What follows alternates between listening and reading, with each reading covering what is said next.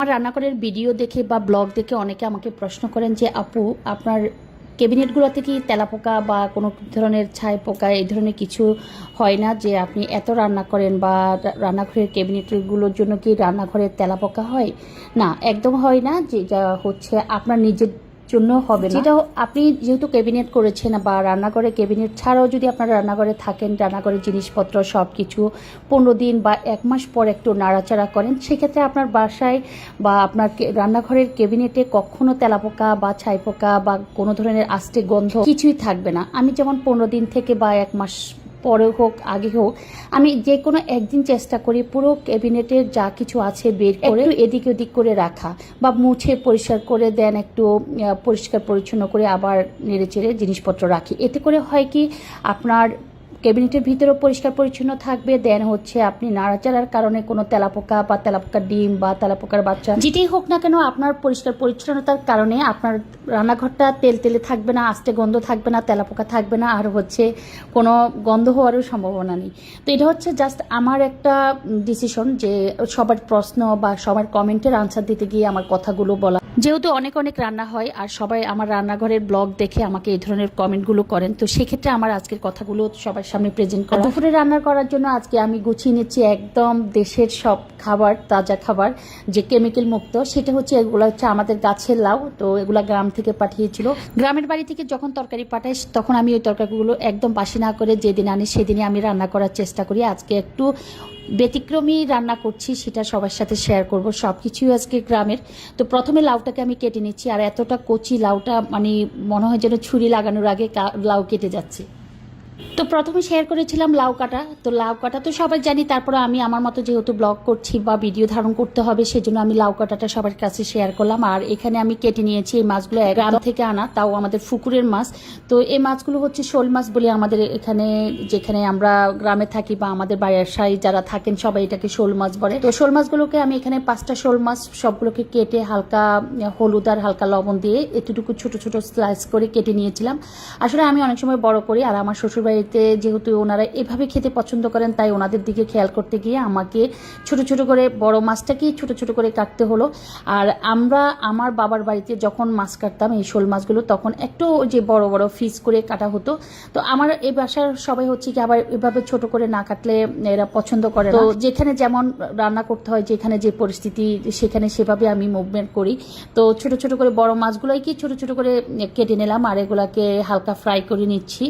তো আসলে এই মাছগুলো হালকা ফ্রাই করে আলু দিয়ে রান্না করলেও ভালো লাগে, নর্মাল টমেটো কাঁচামরিচ ধনিয়া পাতা দিয়ে রান্না করলেও ভালো লাগে।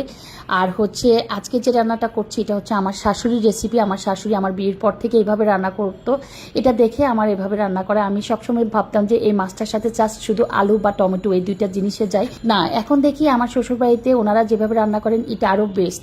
তো এখানে অনেকগুলো মাছ হওয়াতে আমি ফ্রাইটা দেখাচ্ছি, সবার সাথে শেয়ার করছি।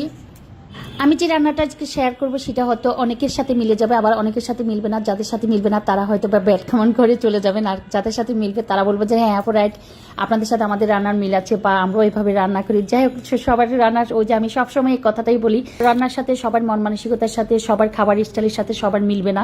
এক এক ডিস্ট্রিক্টে এক এক ধরনের খাবারের মিল, এক এক ধরনের রান্নার স্টাইল, এক এক ধরনের খাওয়ার অনুভূতি। প্রথমে একটা বড় ফ্রাই প্যানে আমি প্রথমে সরিষার তেল আর হচ্ছে পেঁয়াজ কুচিটা দিয়ে দিলাম, তারপর দিয়ে দিচ্ছি পেঁয়াজ বাটা, রসুন বাটা, এগুলোকে প্রথমে মশলা কষিয়ে নিচ্ছি। একদম প্রত্যেকটা বাঙালির ঘরে যেভাবে মশলাটা কষানো হয় সেভাবে কষিয়ে নিচ্ছি, এটা নতুন কিছুই না।